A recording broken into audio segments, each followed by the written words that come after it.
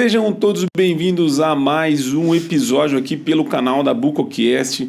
Hoje estou recebendo aqui no estúdios de Limeira duas amigas da especialidades, né, duas gerações diferentes dentro da Bucomaxilo. Para a gente vai ser uma honra poder fazer esse bate-papo, falar um pouquinho sobre as suas trajetórias e poder também disseminar conteúdo aí dentro da especialidade. Eu estou recebendo a doutora Laura Dottaviano, mais uma vez uma honra poder recebê-la aqui no nosso estúdio, doutora. Você que esteve com a gente lá em Piracicaba e conhecendo aqui agora o estúdio de Limeira. Seja bem-vindo, viu, doutora? Muito obrigada, Ismael. É sempre um prazer estar aqui com vocês. Doutora Camila Sobral, acompanhada da doutora Laura Dottaviano, que faz parte da equipe lá, só a gente colocando aqui. A doutora Laura Dottaviano é coordenadora geral lá do Hub Campinas, do Hospital Veracruz, e a doutora Camila Sobral é coordenadora da especialidade da Bucomaxilo também lá do hospital. Doutora Camila, seja bem-vinda ao nosso podcast. Muito obrigada, Ismael. É um prazer estar vindo aqui conhecer o espaço de vocês e um prazer bater um papo com você hoje. Vamos falar bastante sobre a vida da mulher dentro da especialidade. Doutora Laura, você que já esteve com a gente aqui dentro do nosso podcast, eu gostaria que você falasse um pouquinho da sua história, como você começou dentro da especialidade. Antes de nós entrarmos no ar, você estava falando sobre inspiração, mulheres que inspiraram outras mulheres dentro da especialidade. E é engraçado que você estava falando, né, de um questionário que você estava respondendo sobre como, quem te inspirou, na verdade, mulheres, né? E na sua época, quando você começou, parece que não se tinha muita inspirações, pelo menos da parte das mulheres dentro da especialidade, né? Foi muito interessante porque, entrando num grupo de mulheres bucomaxilos, eu fui preencher o questionário e dizia, teve alguma mulher que te inspirou no início de profissão? Aí eu pensei e falei, não. Teve alguma mulher que participou da sua formação, durante a sua formação em bucomaxilo? E foi naquele momento que eu pensei, não, tinham muito poucas mulheres. Então, tinham alguns destaques nacionais, mas que participou diretamente da minha formação, que influenciou diretamente a minha formação, não. Foi interessante pensar isso. E, para mim, me encanta ver a geração da Camila, a geração das meninas mais novas, como as mulheres têm se destacado na cirurgia bucomaxilofacial. Mas naquele tempo não era fácil. Brincavam comigo que eu tinha entrado para o clube do Bolinha. Mas não tive uma mulher inspiradora no meu início de profissão. Dentro da especialidade, a gente percebe que hoje as mulheres parece que, inclusive, ontem, falando com o Dr. Rodrigo aqui, ele estava falando da residência lá do Hospital Mário Gatti, né, que o número de mulheres tem aumentado, e isso do modo geral dentro da graduação também, né, doutora? Sim, na graduação já aumentou o número de mulheres, e eu acho que hoje a visão é diferente. Por exemplo, a minha geração, eu acho que foi a última geração das mulheres donas de casa, certo? Então, tinham muitas mulheres que não seguiam uma profissão. E os maridos não aceitavam isso também. Hoje em dia, as mulheres, a gente falando com as meninas mais jovens, é inconcebível que elas não tenham uma profissão. Então, as mulheres saíram para a força de trabalho. E as mulheres são detalhistas, as mulheres têm as mãos pequenas, as mulheres são delicadas. Então, as mulheres foram feitas para bucomaxilo. E por isso eu acho que teve esse aumento grande, esse sucesso das mulheres na cirurgia bucomaxilofacial. Doutora Laura, você é filha do Hospital Veracruz, começou toda a sua trajetória dentro do hospital. Eu queria que você falasse um pouquinho aí do início, da sua inspiração, como você já citou aqui, né, que vem do pai, né? Mas eu queria que você falasse novamente, que alguns colegas provavelmente às vezes participou, assistiu, né? Eu queria que você deixasse registrado novamente o seu início na especialidade. Eu sempre, quando eu comecei a graduação, eu já pensava em fazer bucomaxilo. Eu via as aulas do meu pai em casa e eu ficava encantada com aquilo. Eu falava, é isso que eu quero para mim. Então, desde o início da faculdade, eu comecei a fazer estágio com ele. Aí eu fazia um estágio na Unicamp e fazia um estágio no Hospital Veracruz. E o pessoal brincava muito comigo, porque eu era menina. E andava atrás dele feito uma sombra para todos os lugares onde ele ia. E o pessoal falava assim, Nelson, manda essa menina para boate, ela está na idade de ir para boate. E eu queria lá beber cirurgia. Eu fiquei encantada com aquele mundo. Eu falava, é isso que eu quero para mim, é isso que eu quero para minha vida. Então, eu comecei a fazer estágio com ele durante a faculdade. E aí, eu comecei, assim que eu me formei, eu já comecei a acompanhá-lo durante as cirurgias. Foi muito bom eu ter acompanhado meu pai durante a faculdade, porque quando eu tinha 1 ano de formada, menos de 1 ano de formada, ele ficou doente. E 1 ano depois ele faleceu. E foi interessante porque ele, assim, foi um ano para mim muito duro e muito rico, porque todos os dias ele ficou lúcido durante toda a doença dele, e todos os dias ele perguntava para mim, eu assumi o consultório dele, ele falava, quem foi no consultório? Eu falava, foi tal paciente, e ele me dava aulas. Todos os dias ele me dava aulas e aulas e aulas, então foi um ano muito rico. A gente pegava os livros, ele tinha muitos livros na época, e ele me explicava as doenças, as técnicas cirúrgicas. Eu já tinha visto bastante com ele, mas a gente todo dia conversava sobre isso. Às vezes ele estava na UTI e ele estava lúcido e ele falava para mim quem foi. E eu falava quem foi e ele discutia os casos comigo. Com 1 ano ele partiu, eu tinha 1 ano e meio de formada e eu me senti muito desamparada. Foi assim, me tiraram completamente o chão, porque além de tirarem o meu pai, que era o meu amparo emocional, tiraram o meu grande professor. E, como tudo na vida, Ismael, a gente tem que tirar uma lição disso. Eu aprendi que eu tinha que estudar e que se eu quisesse, eu ia ter que me virar sozinha. Então, me deu muita segurança profissional, porque me fez estudar muito, me fez ir atrás das técnicas, ir atrás de aprender as coisas. Então, eu aprendi muito, eu nunca deixei de ir a cursos, a congressos. Eu fui para a Universidade de Torino, depois eu fui para a Universidade de Bolonha, porque a minha família é italiana, então eu tenho essa facilidade muito grande da língua. Mas assim, eu percebi que eu dependia de mim naquele momento para aprender, que eu era a continuidade. Então, acho que isso fez muita diferença e fez muita... na minha formação, fez muita diferença no sentido da postura que hoje eu tenho perante a vida e perante a cirurgia. Então, a gente tem que fazer todo limão virar uma limonada. Foi um limão horrível, mas eu acho que, no fim, o saldo foi positivo. Na Itália, como que é a bucomaxilo? Como que é a posição? Como que você enxerga a especialidade comparado com a bucomaxilo na Itália? Você que esteve mais próximo lá da especialidade. Então, lá eu participei das atividades na gnatologia, que é a especialidade que cuida das disfunções das ATMs. Participei da bucomaxilo, da cirurgia bucomaxilofacial, tanto de traumas quanto de tumores. E lá eles têm uma especialidade que eles falavam que é a extrativa, que são as cirurgias orais menores, né? O que eu achei, assim, primeiro, o dentista brasileiro, o bucomaxilo brasileiro, é ótimo. Ele é ótimo, a gente tem que perder esse complexo de vira-lata. Nós somos excelentes, a gente tem uma prática excelente, a gente tem uma mão excelente para trabalhar, e eles têm muito mais tecnologia. Certo? Então, assim, eu aprendi coisas assim, cirurgia por navegação. Antes de aparecer aqui aquelas máscaras de carbono dos jogadores de futebol, eu acompanhei fazer as máscaras de carbono lá. Então, é muito interessante. Se você unir a mão do cirurgião brasileiro com a tecnologia que você tem nas universidades da Itália, principalmente em Bolonha, que é um polo, uma referência nacional, então fica muito interessante.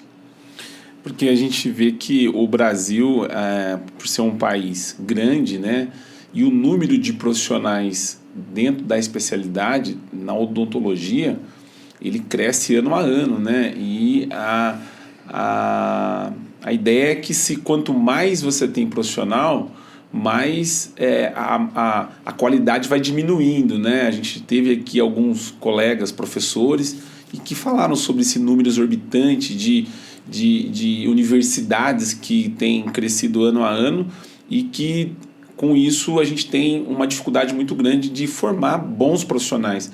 Mas como o Dr. Fábio Sato esteve aqui também e é um profissional que está aí mundo afora participando, ele também frisou que o Brasil é um dos países que, dentro da especialidade, vem se destacando e a gente cada vez mais vem crescendo dentro da área, né? Eu acho importante investir na qualificação. Então, eu sou completamente favorável a essa exigência que tem sido feita mais recentemente da residência, do preparo do bucomaxilo. O bucomaxilo é o que melhor entende de fisiologia da face. E ele tendo essa base, esse bom preparo durante a residência em bucomaxilo, ele fala de ombro a ombro com o médico. Isso é muito importante.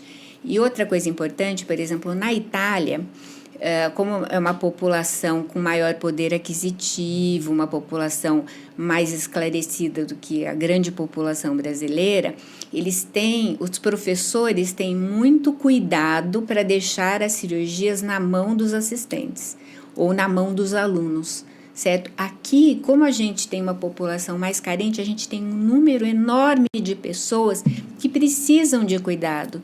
Então, durante os programas de residência, os residentes trabalham mais. Então, eles acabam adquirindo uma habilidade manual, uma habilidade de raciocínio perante a cirurgia muito maior do que eles lá, que não tem o material humano que a gente tem para trabalhar. E que os professores acabam muitas vezes monopolizando as cirurgias com medo do erro do aluno. Só que se você não puser a mão em cirurgia, você nunca vai aprender. Então, eu acho que o cirurgião bucomaxilofacial brasileiro bem formado, também sou contra essa coisa de abrir faculdade de qualquer lugar e número enorme de faculdade, mas eu acho que a gente pode filtrar isso com bons programas de residência e acho que os brasileiros bem formados são excelentes cirurgiões. Que, por sinal, a gente vai falar também sobre o Maio Amarelo, né, que inclusive a gente teve junto com a doutora Laura lá num evento em Campinas, né, organizado pelo Hospital Vera Cruz, que, por sinal, foi muito bacana o evento. E a gente participou lá, inclusive entrevistamos alguns colegas da Bucomaxilo. A gente vai subir a entrevista da doutora Camila Sobral ainda hoje, viu, doutora? A gente entrevistou ela lá dentro do evento. Isso. E eu queria que você falasse um pouquinho sobre a sua formação, quem foi sua inspiração, né? Hoje a gente percebe que esse número de mulheres está cada vez mais aumentando dentro da especialidade. Teve alguém da família, algum colega, como que saiu a doutora Camila da graduação para a especialidade da bucomaxilo? Bom, na verdade, minha história não é tão bonita quanto a da doutora Laura, mas eu nunca nem tinha pensado nem em fazer faculdade de odontologia. Eu fazia faculdade de arquitetura e eu sofri um acidente no primeiro ano, né, de faculdade. E eu precisei de um bucomaxilo. E aí eu descobri que existia essa profissão e me encantei. E fui pesquisar o que eu precisava fazer para me tornar uma cirurgia bucomaxilo. E aí eu fui fazer a graduação em odontologia e quando eu terminei, eu comecei um estágio na Unicamp, foi onde eu conheci a doutora Laura. Então, ela já virou minha primeira referência de mulher na bucomaxilo. E logo depois a doutora Regina, que infelizmente hoje não pôde estar aqui com a gente, mas também uma grande inspiração. E foram minhas grandes duas professoras, né, de início. E logo depois a doutora Laura me levou já para o Hospital Vera Cruz para trabalhar com ela e depois eu fui fazer minha especialização. E lá eu encontrei outras mulheres também que foram inspiração para mim. E na minha época também era mais restrito o número de mulheres, não tanto quanto a época da doutora Laura e da doutora Regina, mas tinham poucas mulheres. Hoje a gente, né, tanto que quando a gente ia nos primeiros congressos, pouquíssimas mulheres. Hoje não, né? Hoje a gente vê um número enorme de meninas, principalmente mais novas, então isso é muito bacana, né? Desmistificar essa história de que a bucomaxilo é uma especialidade mais bruta, é uma especialidade de homem, mas, né, com força. Não, né? Muito pelo contrário. Acho que a delicadeza aí faz toda a diferença, como a Laura já falou aí. Acho que é dentro da especialidade, o bucomaxilo. O nome parece que é mais masculino, né? Bucomaxilo. Mas as mulheres estão tomando conta desse espaço. você falava sobre a questão da Itália, por exemplo, com relação à mão do cirurgião brasileiro e, obviamente, o Brasil, o número de habitantes é maior e provavelmente pelo fato de a gente ter mais incidência com relação a trauma, por exemplo, que a gente vai falar sobre isso também esse número que a gente não gostaria, né, de estar passando com cada vez maior com relação à questão dos acidentes de trânsito e tudo mais, mas por outro lado também o cirurgião ele tem muito mais mais mão para poder fazer as cirurgias, diferente de uma região como, por exemplo, da Itália, né, doutora? Com certeza, com certeza. Infelizmente, a gente tem um número terrível, né, que o Brasil é o terceiro país mundial em acidentes de trânsito. Os 2 primeiros são a Índia e a China, que são países com mais de 1 bilhão de habitantes, e nós que temos só 240 milhões, estamos no terceiro lugar. Então, veja proporcionalmente o número de acidentes que a gente tem no Brasil. Então, a gente tem muito paciente para ser atendido. Dentro do trauma hoje, doutora, vamos falar um pouquinho sobre o Maio Amarelo. Você tem uma frase que eu disse e você falou da última vez que você esteve aqui, que você é apaixonada pelo trauma, né? No sentido de poder tirar o paciente daquela condição, né? Você poder melhorar, né, a condição daquele paciente quando chega até vocês. Hoje lá no Hospital Veracruz, vocês têm um departamento, né, da bucomaxilo dentro do hospital e que atua em quais áreas? Eu queria que você falasse um pouquinho para a gente chegar nessa questão do trauma, principalmente falando da equipe que você tem hoje lá no hospital. Então, lá no hospital, eu sou a coordenadora do Hub Campinas da bucomaxilo, da especialidade bucomaxilo. E dentro da bucomaxilo, nós temos 2 áreas principais, que é a cirurgia bucomaxilofacial e a odontologia hospitalar. O Hub Campinas, ele é composto do Hospital Veracruz, certo? Que seria o hospital sede, o primeiro hospital do Hub, é um hospital nível terciário, quaternário, e a gente tem a Casa de Saúde Campinas também, que faz parte do Hub. A nossa equipe trabalha lá na odontologia hospitalar. E vamos para o Hospital de Indaiatuba, que também faz parte do Hub. Então, vai começar agora a internação no Hospital de Indaiatuba, que funcionava só como um pronto-socorro e uma referência para exame de imagem, mas agora vai começar a internação, então nós vamos para lá também. Então, atuamos principalmente nessas 2 frentes, na bucomaxilo, na odontologia hospitalar, e lógico que hoje já desmembrou um pouco da bucomaxilo, o bucomaxilo era a referência, mas hoje também temos a especialidade de dor orofacial e disfunção temporomandibular. Você tem formação também na odontologia hospitalar? Tenho.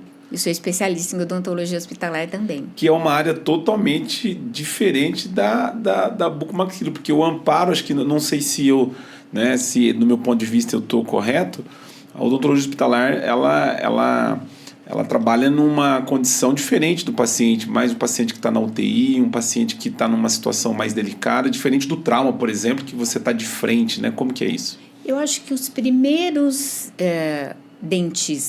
cirurgiões dentistas que foram referência para iniciar a odontologia hospitalar foram os bucomaxilos, por causa da formação deles de ver o paciente de uma maneira semelhante à maneira como o médico vê.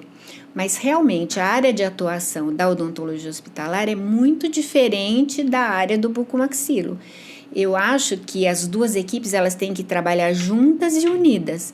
E isso a gente tem no Veracruz, né, Camila? É muito importante que as 2 equipes falam a mesma língua e trabalham juntas frequentemente.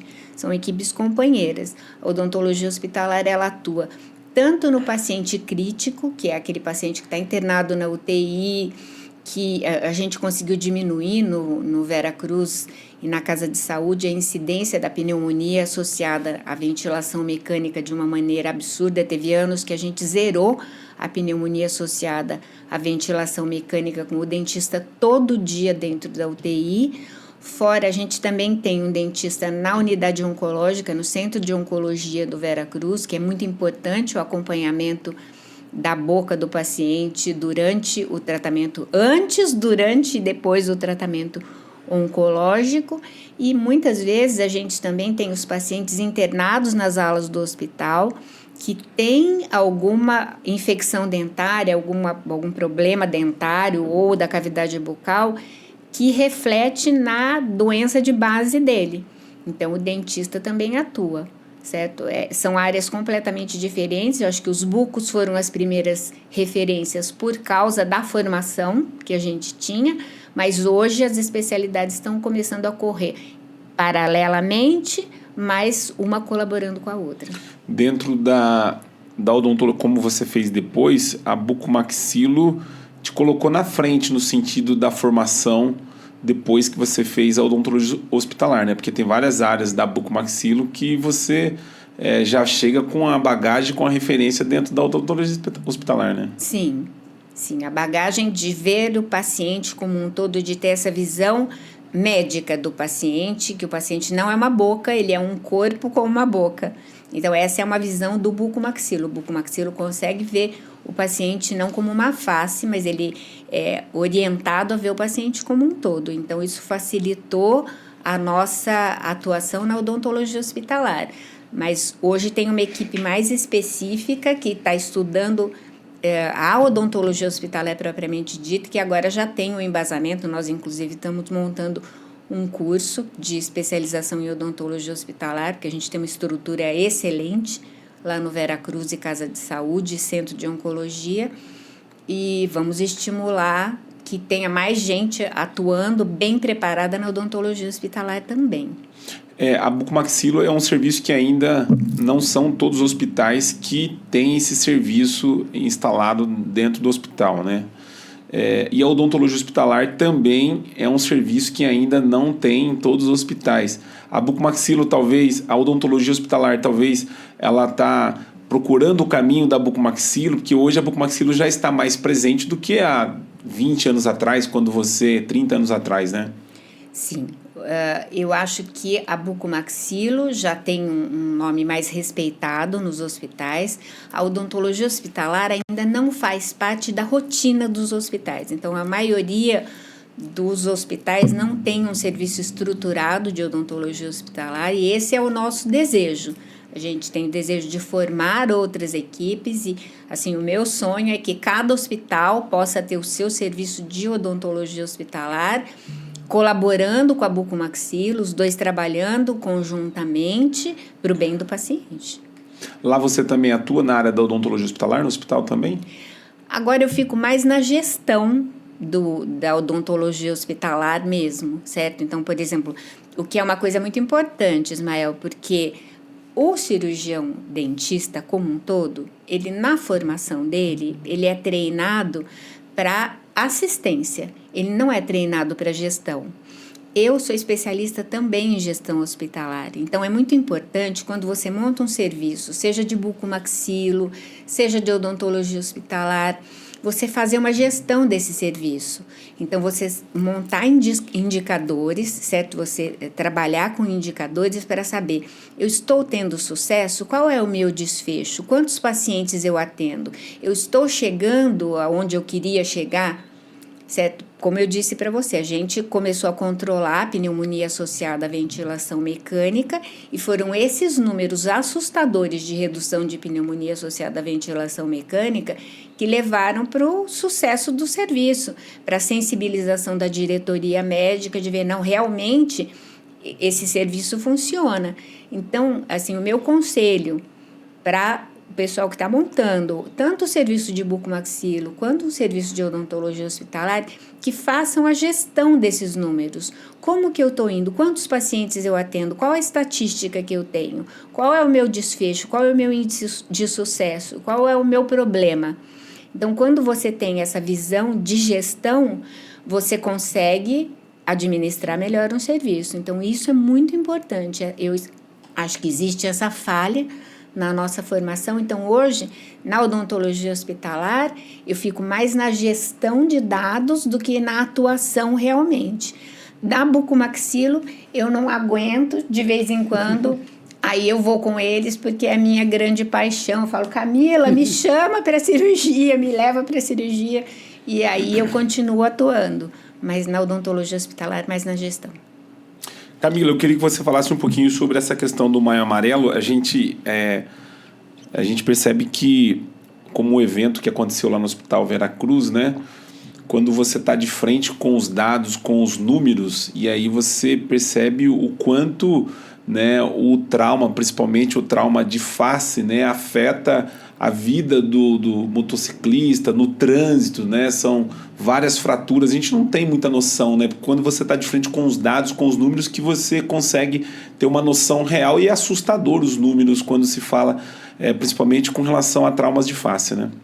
Sim, inclusive a gente ficou bem assustado lá com a palestra do diretor da INDEC. O número de automóveis e motocicletas que a gente tem em Campinas é gigante, né? E é um problema, né? Impacta a vida do paciente, superlota os hospitais, né? Principalmente do SUS, ocupa a vaga, né, de outros pacientes, e muitas vezes por imprudência, né, do motorista. Então a falta do uso de segurança, acelerar num semáforo vermelho, né, passar num sinal vermelho, a velocidade, exceder o limite de velocidade da via.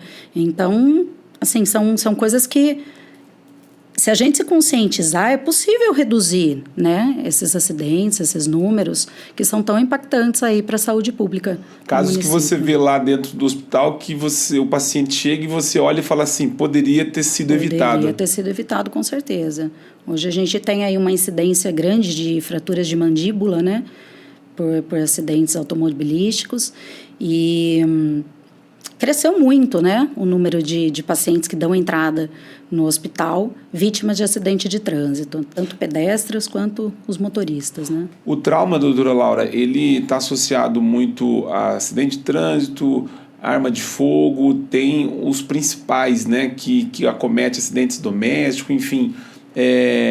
Hoje esse número é possível com essas campanhas, como, por exemplo, prevenção do Maio Amarelo.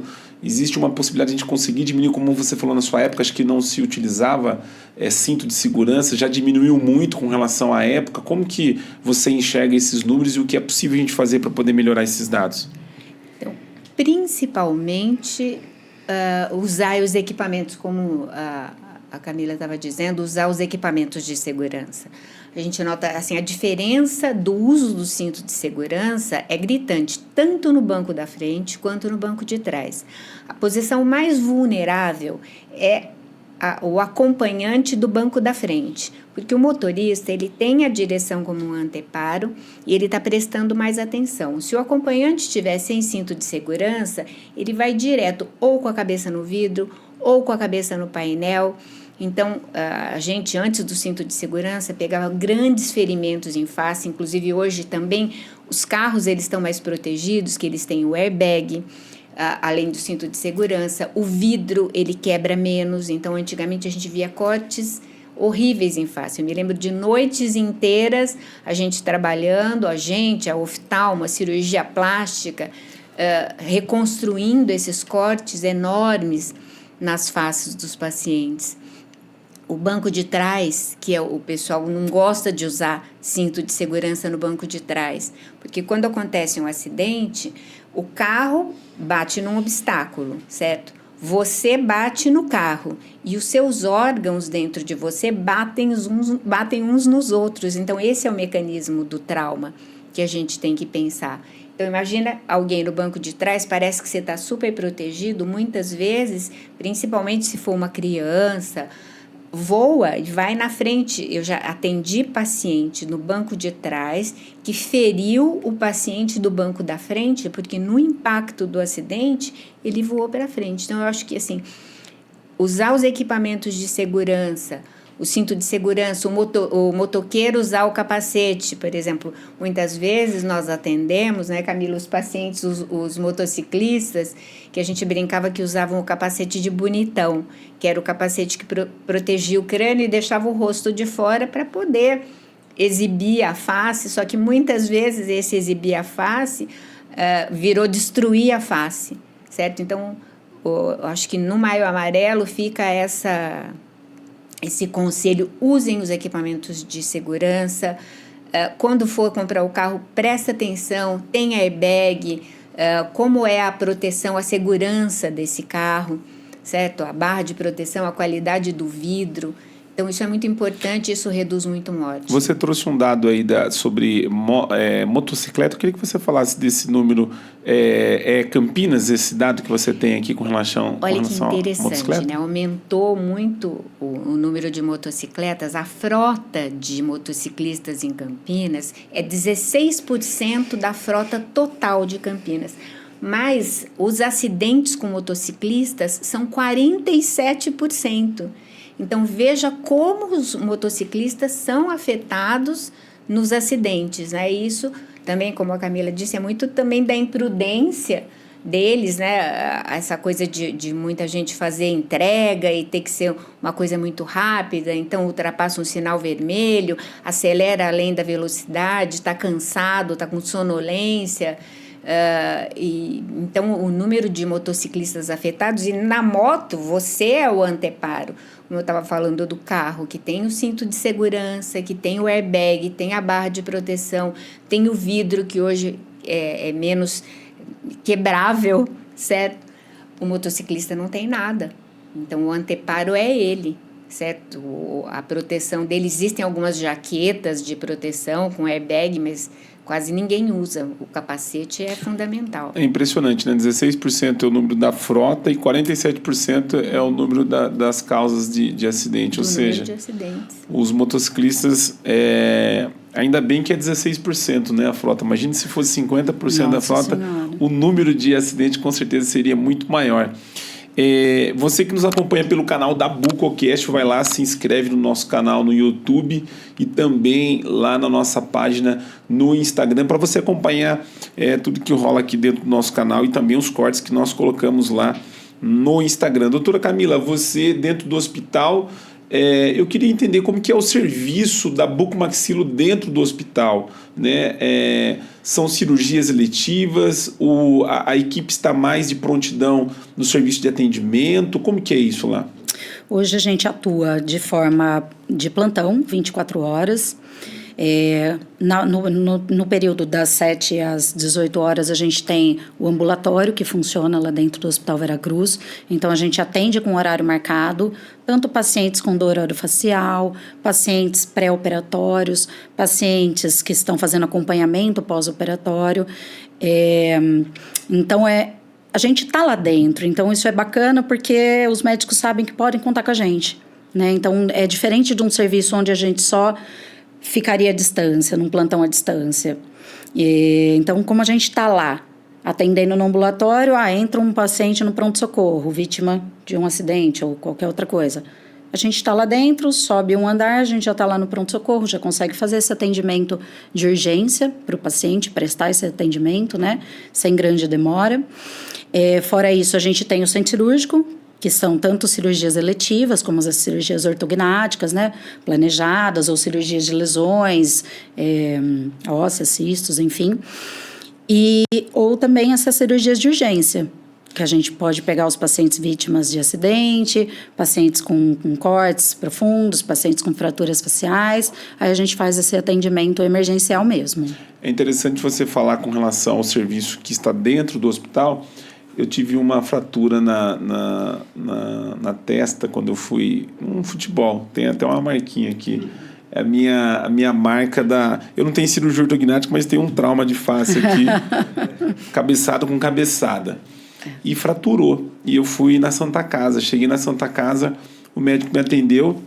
E aí ele falou, olha, se você quiser passar por um bucomaxilo, a gente tem um serviço de Piracicaba. E aí você chega num hospital... uma Santa Casa como Limeira, por exemplo, e o serviço da bucomaxilo era de Piracicaba.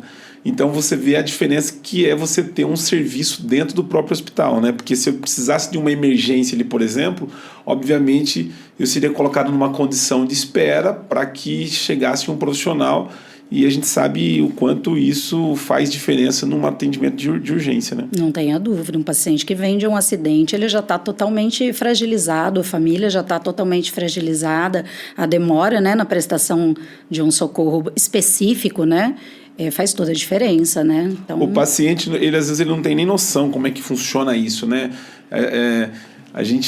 Eu trabalho com alguns médicos também, neurocirurgião, e é uma especialidade que você não chacoalha a árvore e tem, né? Bucomaxila, apesar de a gente estar dentro da especialidade, a gente acha que tem bastante, mas não tem, você não encontra um em cada esquina. É verdade. E às vezes você vê alguns plantões que são feitos à distância, né? O primeiro atendimento, o paciente está no hospital e o cirurgião não está dentro do hospital, né? Tem uma equipe que está dando todo esse suporte.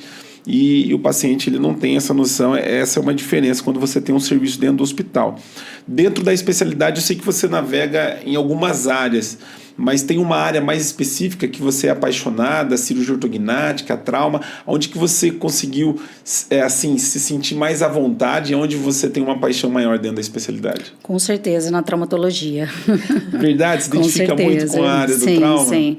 Não sei também se eu já passei, já estive no lugar do paciente, então eu me identifico, né, bastante com isso, eu sei o que o paciente está passando e eu gosto muito dessa área de trauma. Eu também sou especialista em odontologia hospitalar, fiz um tempo, né, pratiquei, acho uma área muito importante também, e eu acho que são áreas que se complementam também. A buco complementa a odonto hospitalar complementa a buco. Muitas vezes a gente precisa das meninas da odonto hospitalar e muitas vezes elas precisam da gente também. Então, acho muito bacana a gente ter esses dois serviços dentro do Hospital Veracruz. Então, uma pergunta que a gente faz aqui para todos os bucomaxilos que passam por aqui, e nós não vamos deixar a doutora Camila de fora dessa pergunta, né? Dentro da traumatologia de face, né? Falando do trauma de face, principalmente, qual que é a área que, no seu ponto de vista, você acredita que é a área mais difícil de você reconstruir, de você conseguir trazer, devolver novamente, né, a estética, enfim, a função do paciente dentro do trauma, do seu ponto de vista? Com certeza, são as fraturas de terço médio da face, o tipo de fratura que você apresentou, né? São essas áreas que onde se tem mais... São as fraturas que pegam as regiões das órbitas, né? Envolve o olho, envolve todos os ligamentos do olho, todos os movimentos do olho, fraturas nasais, fraturas de terço médio, são as fraturas mais complicadas. E as fraturas panfaciais de maneira geral, né? Que são aquelas que acometem a face toda. Aí é um trabalho mais complicado da gente realizar, é um desafio maior, devolver toda a função, toda a estética para o paciente. Ela faz parte do dado de todos aqui, né? Eu acho que a gente tem algumas perguntas que a gente faz para todos, às vezes cada um tem uma visão diferente. Eu recebi um bucomaxilo esses dias que eu perguntei para ele qual que era... Eu não sei se eu perguntei para a doutora Laura, na cirurgia ortognática, qual era o perfil de paciente que você tem mais dificuldade de você devolver, né, para ele um resultado final, se é o perfil do paciente classe 2, classe 3, o paciente assimétrico, dentro da cirurgia ortognática. O caso que você precisa trabalhar um pouquinho mais dentro desse tema cirurgia ortognática. Dentro da cirurgia ortognática, um grande desafio são as assimetrias. Eu acho que o maior desafio são as assimetrias. E entre o classe 2 e o classe 3, o movimento para você corrigir um paciente classe 2, ele é mais desfavorável do que você corrigir a classe 3. Então, é mais difícil a estabilidade do classe 2, mas o grande desafio são as assimetrias. A doutora Laura, ela está sempre, né, batendo no topo dos dados aqui, com a maioria. A gente tem essa pergunta e todos dizem que a assimetria facial é a mais, assim, mais complexo, né, de você devolver a função, né, a estética do paciente. Eu imagino uma face torta, eu não consigo nem imaginar essa cirurgia, como que você consegue colocar isso nos milímetros e conseguir dar harmonia facial, isso é bem complexo, né? São os anos de experiência, né, Ismael? E tem uma coisa, assim, Antigamente era muito mais difícil. Hoje em dia, com o planejamento virtual, você consegue trabalhar assim, o teu nível de erro é muito menor, mas antigamente era muito mais difícil. Quando você fazia um planejamento manual, você corrigia as assimetrias. Hoje está muito mais tranquilo. Mesmo nas fraturas de face também está mais tranquilo, porque você também consegue fazer um planejamento. Como a doutora Camila falou, as fraturas de órbita, elas são um grande desafio para a gente. E hoje, quando operar, quando não operar, a gente tem uma população que está ficando mais idosa. Então, a queda de idoso hoje em dia no trauma é uma coisa que a gente conta muito e que a gente atende muito no Veracruz. Então, existe uma técnica que você mede o volume da órbita. Então, pela tomografia, você mede o volume da cavidade orbitária e aí você consegue ver se vale a pena operar ou não. Então, hoje está muito mais fácil. Mas antigamente, na verdade, se você tem uma fratura unilateral de órbita e você não reduz adequadamente, o que você vai ter? A assimetria, da mesma forma. Então hoje você medindo o volume da órbita, você consegue corrigir, prevenir essa assimetria pós-operatória, provavelmente já na primeira redução da fratura. Você citou, Camila, o nome de uma outra bucomaxilar, Regina? Isso. Que faz parte da equipe lá do Hospital Veracruz. Você, estando junto com a doutora Laura e a doutora Regina aí na coordenação, enfim, como que é para você essa função? Porque a gente sabe que a mulher... Lá vocês têm homens também dentro da equipe, né? Eu tenho acompanhado alguns vídeos. A equipe é grande lá do hospital, né? O número de cirurgiões que compõem a equipe do hospital é uma equipe grande. Como que você vê a Camila dentro dessa posição de poder estar auxiliando a doutora Laura, a doutora Regina, estar coordenando isso em uma época onde a mulher, na verdade, ela já tem, né, o preconceito da bucomaxilo, né? Esse respeito, obviamente, vem delas, mas para você, como que é isso? Bom, eu acho que como é uma área que eu gosto muito, eu faço essa função naturalmente, sem perceber que eu estou fazendo. Então, para mim é muito tranquilo, eu tenho contato muito próximo, até amigável com todos os cirurgiões, né, que trabalham com a gente. A equipe cresceu, não era tão grande assim, cresceu aí nos últimos anos, e eu tenho uma boa relação com todo mundo ali, então é muito tranquilo para mim. Eu gosto de organizar tudo isso, eu gosto de ir atrás de fazer as coisas acontecerem, então para mim é muito, muito sossegado, é natural. Quando se tem duas mulheres como a doutora Laura e a doutora Regina, eu acredito que deva ser bem tranquilo mesmo. A doutora Laura, ela fala que ela tem o lado bravo dela, né? Você tem esse lado bravo da Camila também ou não? Olha, acho que tão bravo como eu vi uma vez a Laura, acho que não. Não, né? Uma vez só, nesses anos todos que a gente trabalha juntas. Não, mas é lógico, a gente fica bravo com algumas coisas que não saem bem, quando não é da nossa vontade, né? Quando a gente depende de convênio, quando a gente depende de terceiros, né? Às vezes isso chateia um pouco a gente, quando não saem as coisas como a gente... Porque eu sempre visualizo o melhor para o meu paciente. Eu quero que tudo aquilo saia perfeitamente, eu quero resolver o problema do paciente da forma mais rápida possível, porque é ruim, né? Um ambiente hospitalar é gostoso para a gente que está trabalhando lá dentro. Para o paciente nunca é bom estar lá dentro, né? Então, eu sempre penso por esse lado, né? Devolver a função, devolver a estética o quanto antes, para que esse paciente possa ter alta o quanto antes, né? E retomar a vida dele sem precisar fazer esse acompanhamento com a gente lá. Doutora Laura, quando a gente fala de trauma, qual que é o protocolo desse paciente quando chega no hospital? A gente que está do lado de fora, a gente não consegue entender, né, como que isso funciona internamente, né? O paciente que ele precisa do serviço da bucomaxilo, ele é o primeiro a chegar, passa por quem primeiro esse paciente quando ele chega com o politrauma que diz, né, dentro do hospital? Bom, então, se for um paciente com um politrauma, ele vai chegar no pronto-socorro, a porta de entrada dele é o pronto-socorro, e no pronto-socorro tem um sistema de classificação de risco. Se ele disser que ele é vítima de trauma, ele já passa na frente de todos os pacientes. Ele é atendido imediatamente. O Veracruz tem uma equipe de trauma, então ele é atendido em primeiro lugar, por um cirurgião do trauma. É feito uma avaliação inicial, porque é importante, num paciente politraumatizado, você fazer o ABCD, então ele está respirando, ele está com vias aéreas livres, ele está fora de risco imediato. Aí esse cirurgião aciona a bucomaxilo, aí a bucomaxilo já muitas vezes, como a doutora Camila falou, já está dentro do hospital, então a nossa avaliação é muito rápida, são feitos os exames de imagem, em se constatando a fratura e a urgência, esse paciente é submetido a um processo de internação no hospital. Geralmente a gente, com esse paciente internado, a gente conta com o apoio da pediatria, da clínica médica, conforme a gente fazendo essa anamnese inicial, ele tem alguma comorbidade que a gente veja necessário.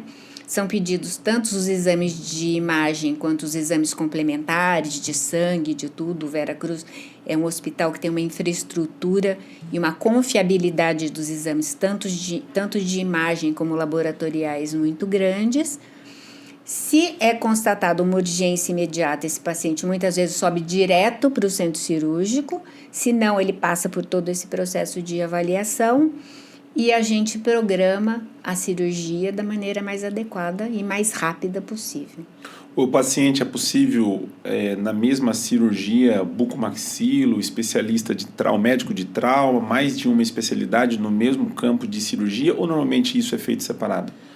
Depende muito do paciente. Então, já tivemos muitos casos de urgência em que mais de uma equipe atua no paciente ao mesmo tempo, conforme essa urgência, mas sempre que possível, minimizar o trauma cirúrgico, a gente procura minimizar, priorizando a urgência.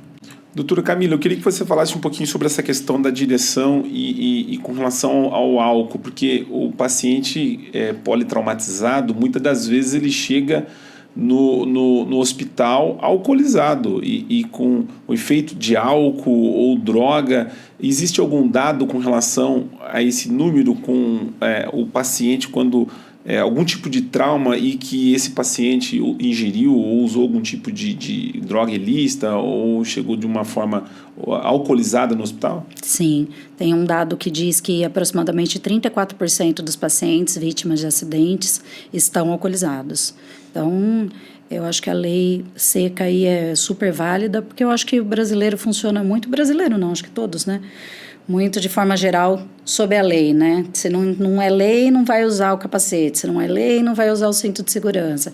Se não é lei, a gente vai beber. Então, acho que eu sou super a favor da lei aí para diminuir, porque são coisas que podem ser evitadas, como a gente já falou, né? São coisas simples que podem ser evitadas.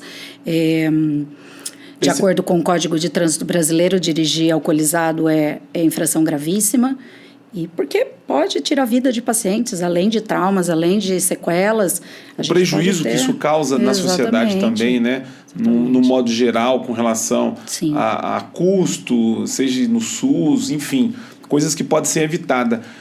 O paciente, quando ele chega alcoolizado, como que é o atendimento desse paciente? É mais difícil você poder dar um atendimento quando esse paciente chega de uma forma, né, alterada no hospital do que um paciente que não ingeriu algum tipo de bebida alcoólica ou não? Depende do paciente, depende da quantidade, né? Depende da droga que foi utilizada também. A gente já atendeu várias vezes, né, pacientes não só alcoolizados como drogados também. Dificulta o trabalho. Dificulta, com certeza. Tem agressividade, né, que muitas vezes está presente.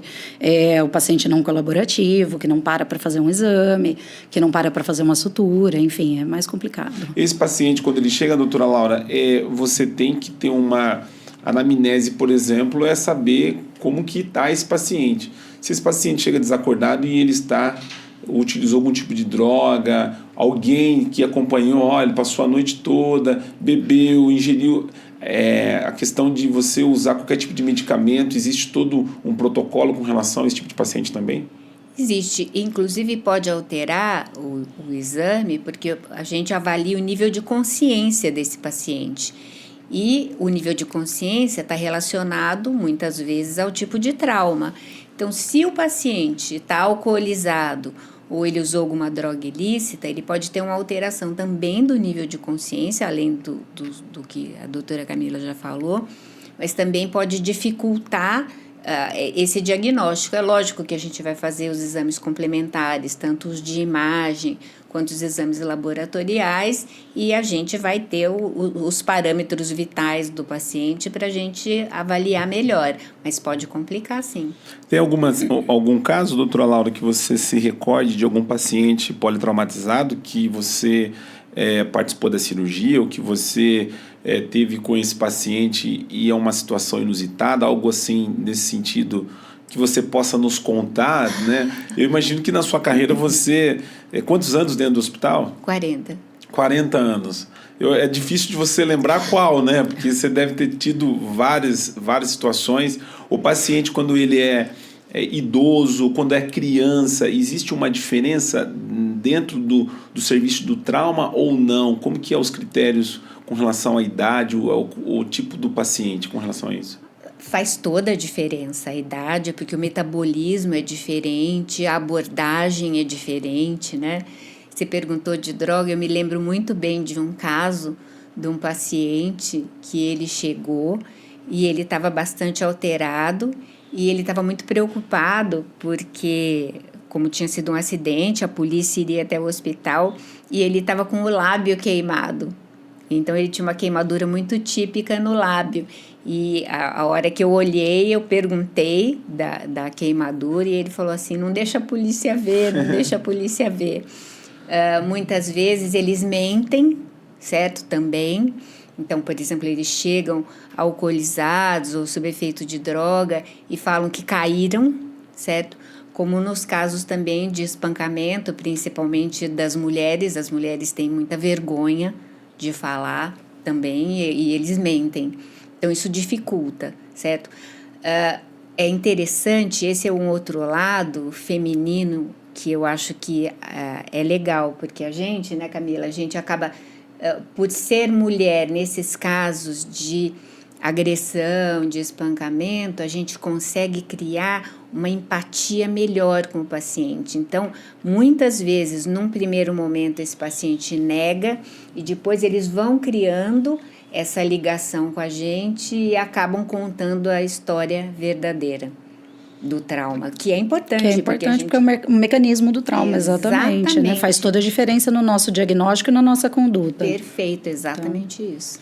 A agressão, ela tem uma colocação importante nos traumas de face, né? Porque quando a pessoa ela é agredida, a primeira região que a pessoa procura atingir é a face. Você provavelmente já deve ter se deparado com muitos casos de traumas de face por agressão. Isso ainda é comum, vamos dizer assim? O hospital recebe esse paciente com mais frequência ainda? Como que é isso, doutora? Ainda é comum. Doutora Camila examinou um paciente antes de ontem. Ainda, com vítima de agressão.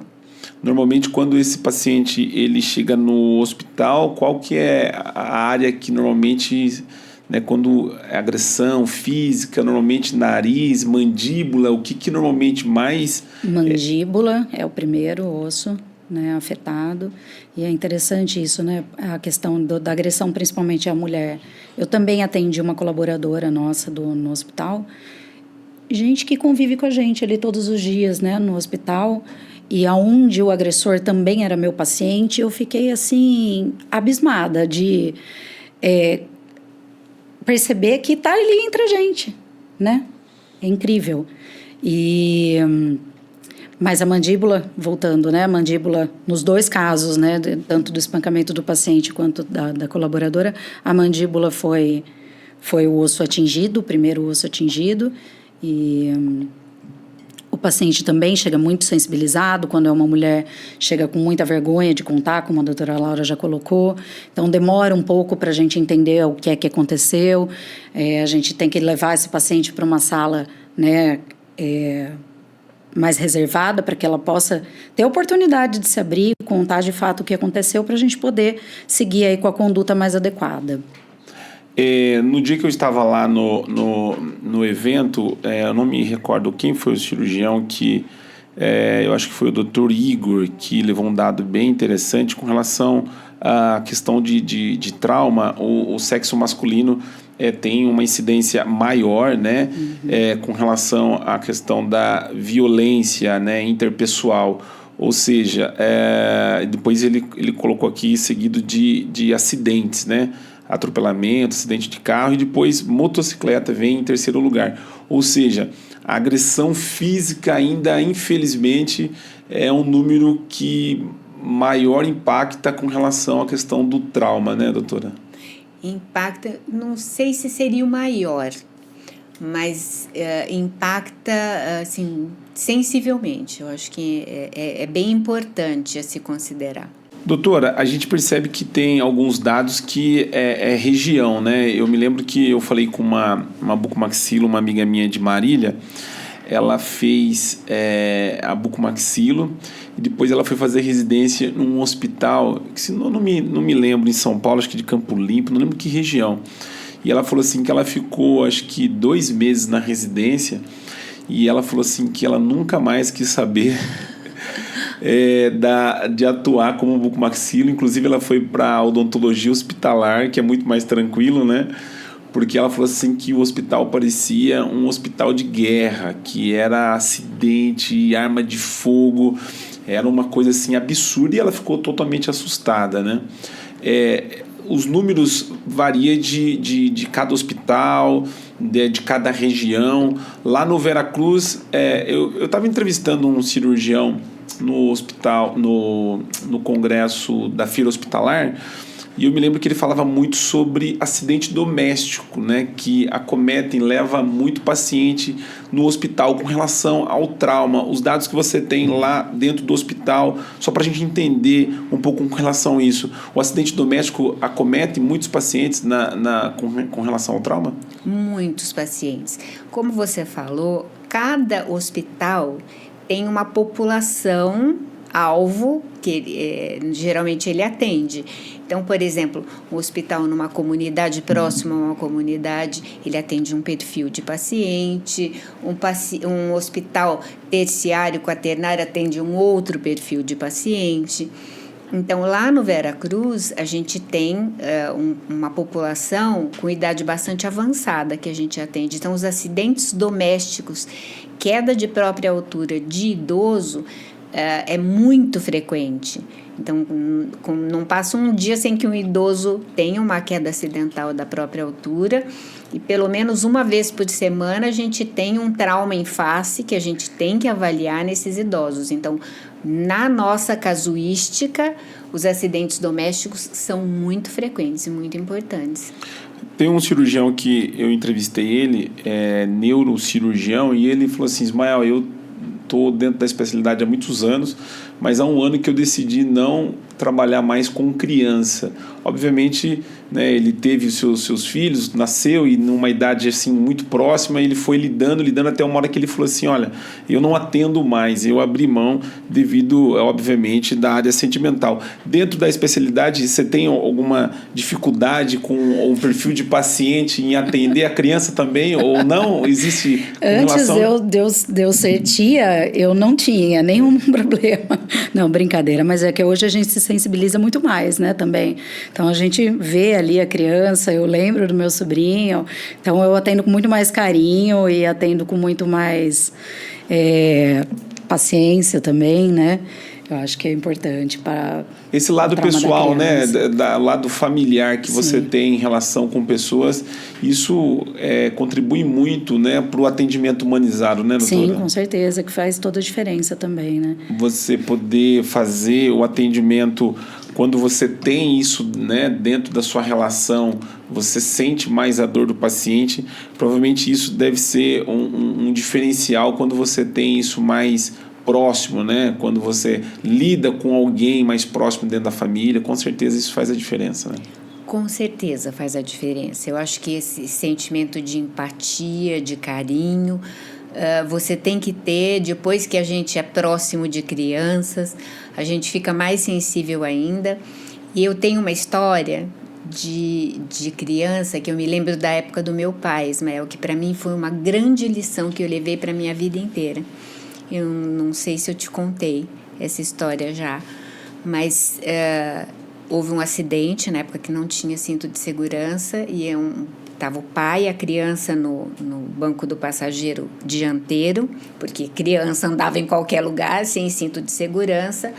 Com o trauma, essa criança foi no painel e no vidro, e essa criança tinha um corte enorme no rosto e uma fratura com afundamento zigomático. E ela chegou e subiu direto para o centro cirúrgico. Ele entrou no centro cirúrgico no colo do anestesista, e a hora que o anestesista estava colocando a criança na mesa, a criança olhou para o anestesista e falou: tio, eu não vou morrer? A hora que ele falou isso, eu saí da sala e comecei a chorar. E o meu pai, se eu sou calma, o meu pai era muito mais calmo do que eu, mas no momento de ser bravo, ele também sabia ser bem bravo. E ele saiu atrás de mim e falou assim: muito bem, enquanto a pessoa que precisa cuidar dele chora, ele morre. Então você pare de chorar, enxugue essas lágrimas, lave essa mão e vá atender essa criança para ela não morrer.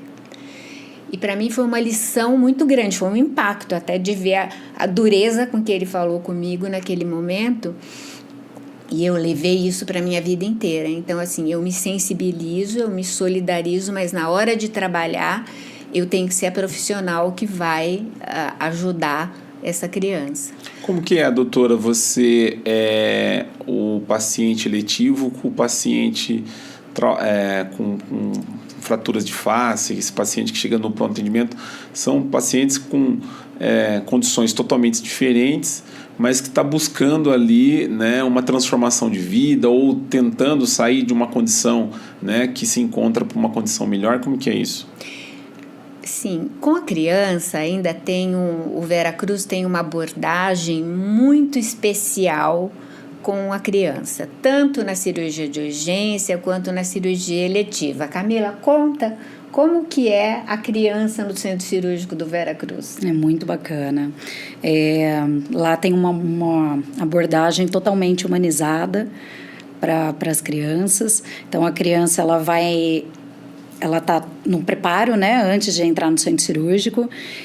O grupo Care Anestesia, que trabalha com a gente, leva um carrinho desses de shopping, né, até a criança, coloca a criança e a criança entra dirigindo no centro cirúrgico. Vai até a sala de cirurgia dirigindo, né, um carrinho por controle remoto, e a hora que ele entra na sala, essa sala já está toda preparada, a luz já está apagada, tem projetor com estrelas, com luas, com astronautas no teto, tem um painel com peixinhos, com fundo do mar, e isso é muito bacana porque tira completamente a atenção tanto dos pais que entram juntos também, quanto do paciente, né, da criança que está ali vivendo uma historinha, uma ilusão, né? Aí os anestesistas perguntam qual o cheirinho que eles querem, que é uma anestesia inalatória, né? Antes de fazer um acesso, daquele processo todo, né? Super traumatizante de pegar uma veia, enfim.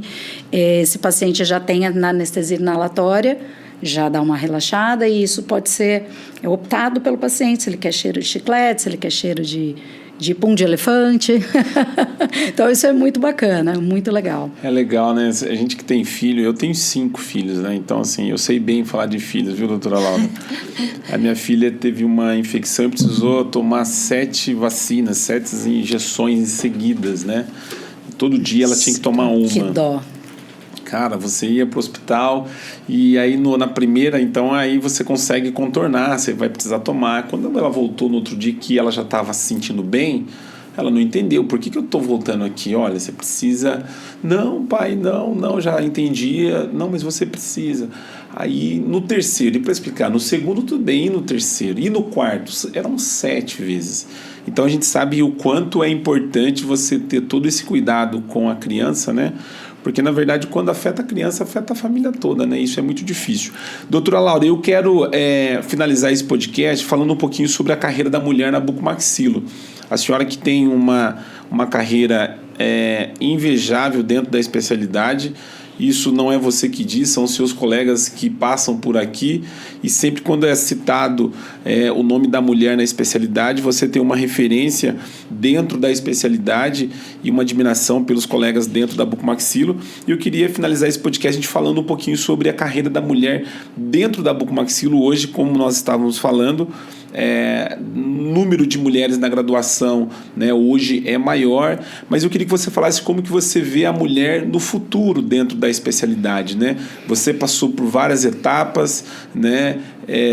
Tá coordenando uma equipe onde diversas mulheres, né, compõem essa equipe. Como que você enxerga o crescimento da mulher dentro da especialidade no futuro? Eu enxergo com muito bons olhos, eu enxergo com muito orgulho. Como eu falei para você, a mulher tem essa sensibilidade, porque trauma, não só o trauma, mesmo a cirurgia ortognática, tudo que acontece em face, Ismael, tá na cara. A primeira coisa que você olha para uma pessoa é para a face dela, certo? Então eu acho interessante essa sensibilidade feminina que a gente tem na abordagem do paciente fragilizado por uma alteração qualquer em face. Fora isso, a delicadeza, eu acho que ser ligada aos detalhes, e hoje com o companheirismo masculino, com essa divisão de tarefas, né, que não existe mais a mulher cozinha e o homem só chega e come, não, certo? E isso é uma coisa que sempre teve na minha casa, de divisão de tarefas, mas hoje em dia, com a geração mais nova, isso é uma coisa mais evidente. Eu vejo nos meus filhos, com as namoradas, como existe uma divisão de tarefas. Então eu vejo com muita felicidade e com muito bons olhos essa ascensão das mulheres na bucomaxilo. Eu acho que as mulheres vão dominar o mundo. E eu também acredito que as mulheres vão dominar o mundo, já estão dominando, né? Você teve uma formação... na sua época acho que não tinha residência, né? Não existia residência. Você é da turma da residência, da formação, numa carreira onde você tenha um número de horas adequada junto a um hospital, seja especialização ou residência. Mas hoje, cada vez mais, a gente percebe que o número de especialização estão aumentando, né? A residência, ela tem as suas limitações, né? Esse é um dos motivos de as especializações hoje terem aumentado. Como que você vê a mulher que está buscando a formação dentro da especialidade, seja ela através de uma residência ou seja ela através de uma especialização? Você contou aqui que ali no momento que você estava começando a iniciar sua carreira, o pai, né, teve a ausência do pai e isso acabou te impulsionando mais ainda a estudar. Qual que é o caminho que você pode sugerir a essas mulheres, seja ela pela residência ou pela especialização, para ela poder crescer dentro da especialidade? Eu acho que o primeiro conselho é estudem, atualizem-se. A ciência muda a cada dia. E hoje em dia a gente tem muito mais acesso à informação. Então, no meu começo de profissão, o acesso eram os livros. E os livros, até você imprimir um livro, ele já desatualizou. Então, o meu conselho maior é estudem. E, assim, eu tenho sede de estudar até hoje. Eu brinco, Ismael, que eu queria ter 20 anos a menos para poder aprender mais, sabe? Eu acho que eu ainda tenho muito para aprender. Acho muito interessante o programa de residência, por quê? Por causa da vivência hospitalar. Então, no meu tempo era especialização, não tinha residência, mas eu acho que a residência faz esse dia a dia você conhecer e se familiarizar mais com o dia a dia no hospital. Então, isso eu acho importante. Mas o meu conselho, você faça especialização ou faça residência, faça um curso bem estruturado, bem formado num hospital que fala a mesma língua que você, que tem a mesma identidade que você tem, como para evitar aquele problema da sua amiga que não aguentou a estrutura do hospital onde ela foi fazer a residência. Então, eu acho importante você conhecer o serviço para você poder participar bem dele e usufruir de tudo, mas o meu conselho maior para quem está começando é estudem, atualizem-se, sejam curiosos. Eu sempre adorei aluno curioso, adorava quem mais me fazia pergunta, era quem eu mais amava, certo? Foi uma qualidade que eu vi na Camila, por isso que convidei a Camila, que começou comigo na Unicamp, para participar da nossa equipe do Veracruz. Então, essa curiosidade, essa vontade, essa ânsia de aprender. O hospital, doutora Camila, a gente percebe que os cirurgiões que aqui já passaram, eles valorizam muito o hospital, né? A porta, o serviço dentro do hospital, que parece que é ainda a maior escola para você se tornar uma referência dentro da especialidade. Você que fez especialização, né, mas tem uma referência dentro de um hospital de grandes nomes, né, como você está aqui, a doutora Laura, a doutora Regina, isso impacta na carreira profissional do cirurgião de uma forma gigantesca, né? Isso Não com certeza, dúvida, né? Com certeza. Nossa, a vivência é outra coisa, né? A teoria é uma coisa, a prática é completamente diferente, né? Você aprende a trabalhar trabalhando, aprende a operar operando. Então, isso a gente teve bastante oportunidade, graças a Deus, e a Laura e a Regina sempre deixaram a gente pôr a mão em tudo e fazer um pouco de tudo. Isso faz toda a diferença, né? Porque quem não opera... A mão o livro não... A mão é o caminho, né, para você ter aí, obviamente, quase que toda, vamos dizer assim... Ontem o Rodrigo estava aqui, aí eu perguntei para ele assim, se a frase não é como começa e sim como termina, se ela cabia dentro da cirurgia ortognática. Ele falou assim, olha, tem que começar bem e tem que terminar bem, né? Com certeza. E aí a mão, você ter mão para você poder operar, você saber começar, saber terminar, é só com a prática, não tem como. E a gente estava ao vivo e teve um aluno que ele questionou sobre a questão de conhecer o serviço dentro do Mário Gatti, né, que os alunos têm curiosidade de saber como que é o serviço, como que é o trabalho, até para poder ingressar na carreira, que a gente já viu casos de alunos que começou e desistiu devido a essa complexidade, muitas das vezes, de você atuar dentro da especialidade e talvez, né, para as mulheres, não sei se é mais difícil, mas o Rodrigo falava assim, olha, todos os meus alunos residentes já chorou uma vez dentro do hospital. A senhora já chorou alguma vez, além dessa situação, naquela coisa de socorrer, de fazer aquela carga horária dentro do hospital, de você sentir que o negócio é pesado e você dizer assim, não, eu vou continuar, eu preciso fazer. Teve alguma situação parecida já? Muitas vezes. Verdade? Muitas vezes. E ainda mais pelo fato, né, de ser mãe. Eu sou mãe de dois marmanjos, sou mãe de 2 rapazes, mas quando eles eram crianças, então fica aquela coisa, né? Aquela sensação de eu preciso socorrer meu paciente, eu preciso socorrer meus filhos, eu preciso ser companheira do meu marido, e é muito difícil. Então, se você leva a tua vida a sério, muitas vezes essa carga se torna pesada, certo? E eu brinco muito com as meninas, eu falo, mulher fantástica, profissional incrível e mãe maravilhosa não convivem no mesmo dia. Saiba dosar essas coisas para você conseguir levar a tua vida para frente. Mas muitas vezes, né,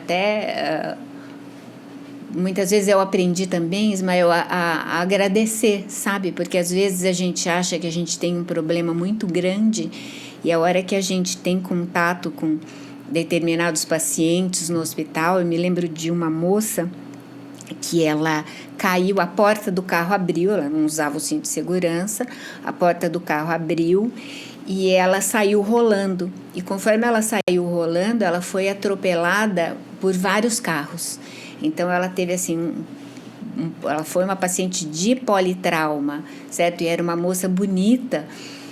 E eu olhava para ela, certo, naquele momento, e assim, eu sentia a dor dela, o peso da minha responsabilidade, dos colegas todos que estavam intervindo. Então, assim, você fala, meu Deus, os meus problemas muitas vezes são pequenos. Então, acho que a gente também aprende a agradecer, sabe? Eu agradeço todos os dias. Doutora Laura continua atuando dentro do centro cirúrgico ou só faz parte da questão da equipe, gestão, ou você está lá dentro do centro cirúrgico? Eu estou lá dentro também. Hoje, assim, a equipe é maravilhosa, eu confio muito na equipe, confio muito na Camila, confio muito em todos os membros da equipe, mas eu não consigo ficar muito tempo longe do centro cirúrgico, não. Continuo atuando, assim, firme e forte. Na verdade, o combustível do cirurgião é o centro cirúrgico, né? Com certeza. Se você falar assim pro cirurgião, vamos jogar uma bola, ele fala assim, vamos, cara, que eu gosto de jogar bola. Vamos tomar uma cerveja? Ele fala, vamos, eu gosto de tomar uma cerveja. Mas fala, vamos operar? Parece que... né? Com certeza. Fala, tem uma cirurgia. Larga tudo, né? Larga tudo, cara. É impressionante o negócio. Eu tive 3 vezes dentro do centro cirúrgico, cirurgia de ATM, cirurgia ortognática, e você vê os caras com sangue nos olhos, assim, em operar, e você passa 4 horas dentro do centro cirúrgico. Eu só acompanhei. Cara, aquele dia para mim eu saí, acho que era mais ou menos próximo do almoço, né, do centro cirúrgico, foi logo uma cirurgia logo cedo. Para mim o dia tinha acabado. E aí o cirurgião sentou lá no hospital. Eu falei, você não vai almoçar? Não, daqui a pouco tem outra cirurgia. Eu tava comendo salgado, que os caras vivem disso, né? Às vezes acaba... E não, tem outra cirurgia. Aí, aquele dia eu fiquei tão cansado que eu fiquei só ali, tenso, porque tinha...